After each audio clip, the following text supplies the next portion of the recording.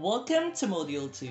In this video, we will talk about the first lesson of the second module, which focuses on the genealogy and early life of our hero, Dr. Jose Rizal. But before we get started, I'd like to know more about you. What makes you a true Filipino? Is it by blood or by heart? Comment down your answers below.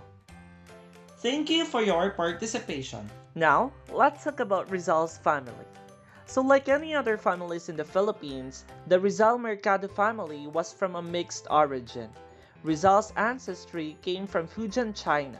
His father, Don Francisco, was a descendant of Domingo Lam-co, who was a Chinese immigrant who moved to the Philippines in the late 17th century. His mother's ancestry runs the mixed blood of Chinese, Japanese, and Tagalog that originated from his mother's grandmother, Regina Ochoa. And while his grandfather, Lorenzo Alonso, was a half-Spaniard engineer. So, is Rizal a Filipino or Chinese? Although it was mentioned that Rizal came from a Chinese descendant, we can also consider our hero to be a Filipino. Here is why. In the earlier time, under the Spanish colony, the inhabitants in the Philippines were associated to their cultural identity when it comes into their legal status. They are identified whether as a Chinese, Mestizo, or Indio, which was not a matter of personal choice. Rather, it was based on the status of the father that was important. In the situation of a female descendant, classification is determined by their marriages.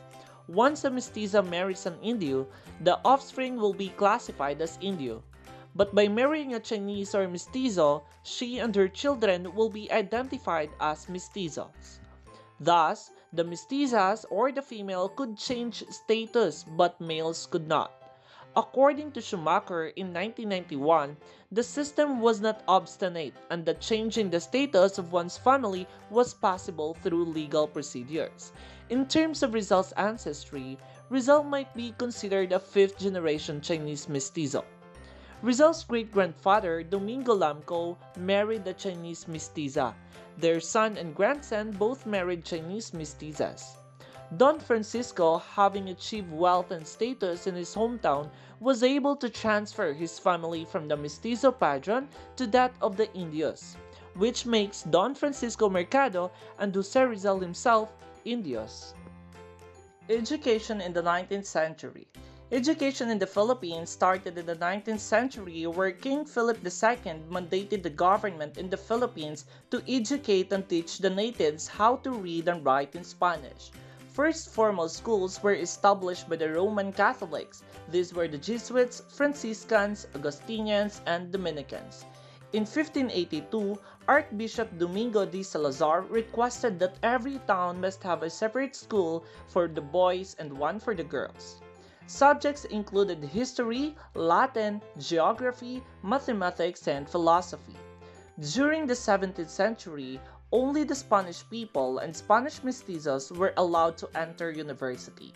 It was only during the 1860s when they opened schools for Filipino natives. However, the curriculum was controlled by the Catholic Church and the center of the curriculum is on religion instead of science and mathematics. A royal decree was instituted in 1863 on the establishment of public schools in the Philippines to accommodate more students from the different social classes like Spanish citizens, mestizos, and the Indios. But the public schools only accommodate the sons of wealthy Indios. Because of the growing numbers of educated Filipino natives, it resulted in the appearance of a new social class called the Ilustrados.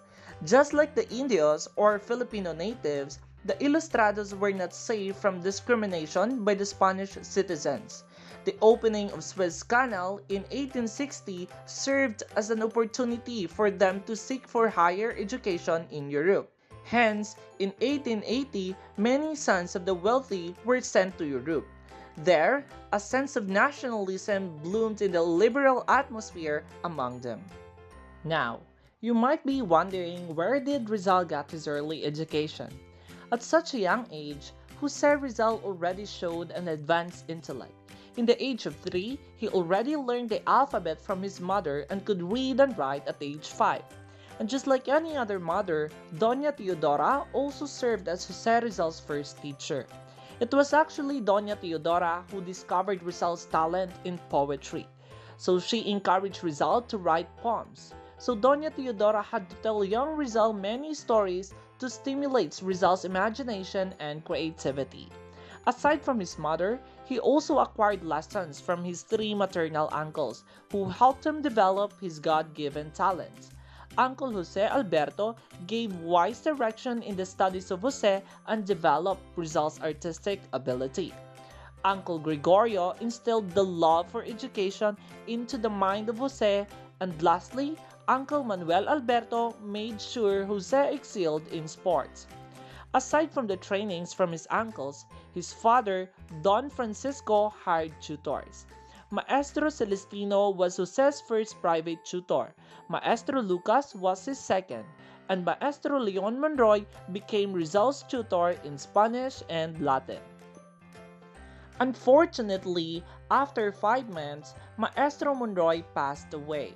After Monroy's death in 1869, Doña Teodora and Don Francisco decided to send Jose Rizal to a private school in Binan. And this is where the formal schooling of our young hero began.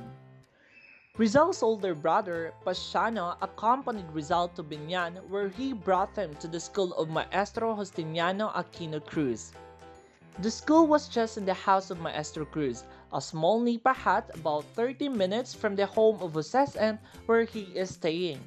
Academically, Jose was the brightest among the pupils.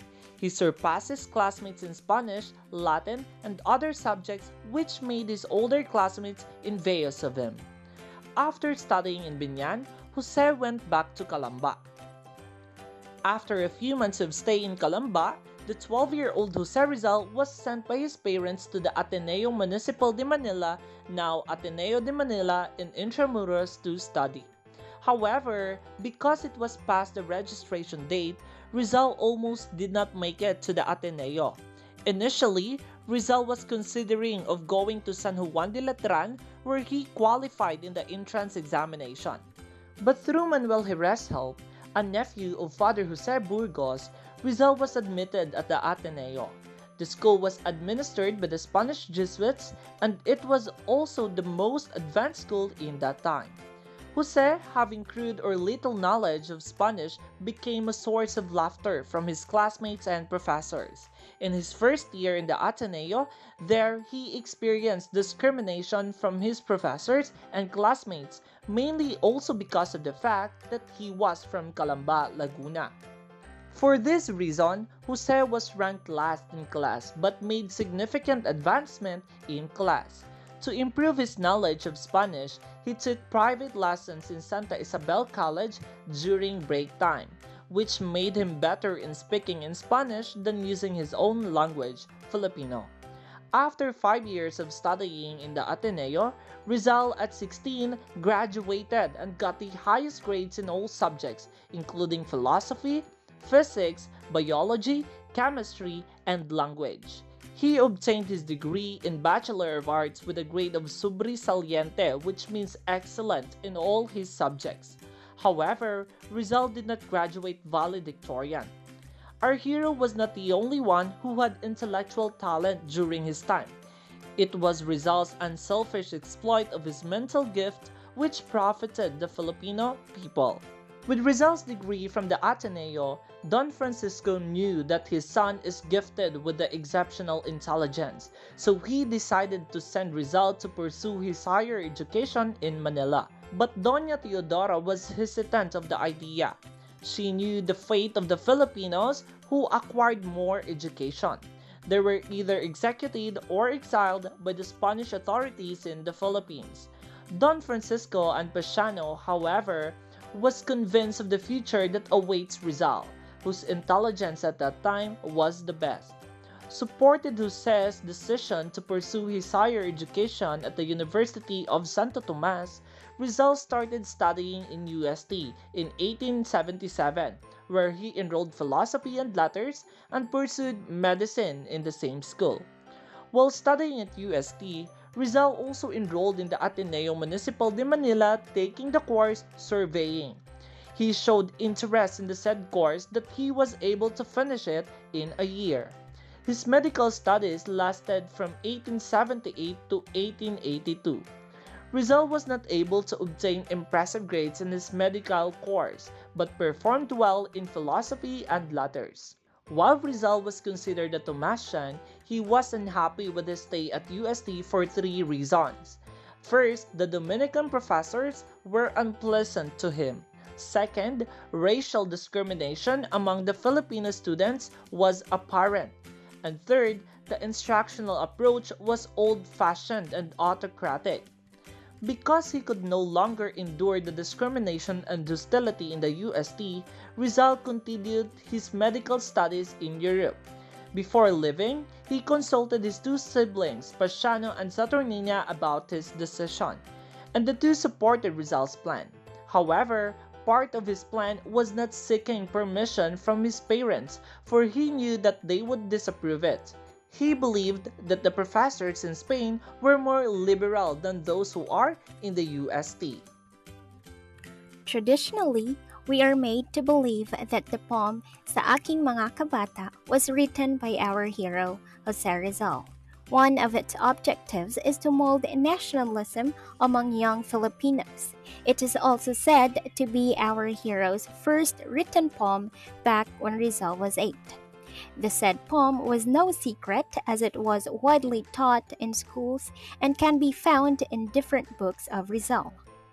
However, the said poem drew speculations after different scholars, authors, and historians doubted the authenticity of the poem. One of the authors who wrote Rizal Makata, national artist for literature Virgilio Almario, clarified that the poem was not written by Rizal. To prove his point, here are some evidences Almario gathered. First, the word Malaya or Kalayaan, which appeared twice in the poem, was discovered by Rizal in 1882 when he saw the Tagalog translation of Libertad or Liberty in one of Marcelo H. Del Pilar's translation of Rizal's article El Amor Patrio, Ang Pag-ibig sa Tinubuang Lupa.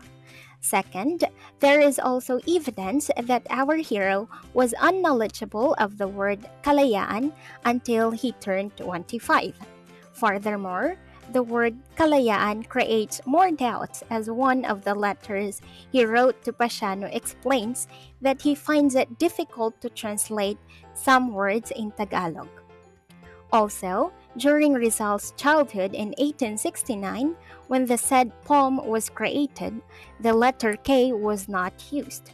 Words with the K sound were spelled with the letter C instead. As a matter of fact, Rizal expressed his advocacy of a new spelling Tagalog in an article published in La Solidaridad in April of 1890. Rizal wrote, in the article, Rizal pointed out that the letters K and W be used instead of the Spanish C and O, as he laid down the rules for using the Tagalog language. So, who wrote the poem? The poem was first published in one of the books of Hermenegildo Cruz in 1906, almost 10 years after Rizal's death, where he claimed that the poem was handed to him by one of the authors named Gabriel Beato Francisco, who in return received it in 1884 from a supposedly close friend of our hero, Saturnino Rosales. However, Jose Rizal has not mentioned in any of his writings anyone by the name Saturnino Rosales. Unfortunately, no evidences were presented that Rosales was indeed Jose Rizal's close friend. Lastly, unlike Rizal's other literature, he did not have any manuscript of the said poem. Until now, Saturnino Rosales and the original author of the poem remained a mystery. Our national hero is indeed an inspiration to us, and his story is a reminder that every one of us can be a hero in our own ways. So, that is for Lesson 3. I hope you learned something from the video discussion, and we hope to see you in the next video. Bye!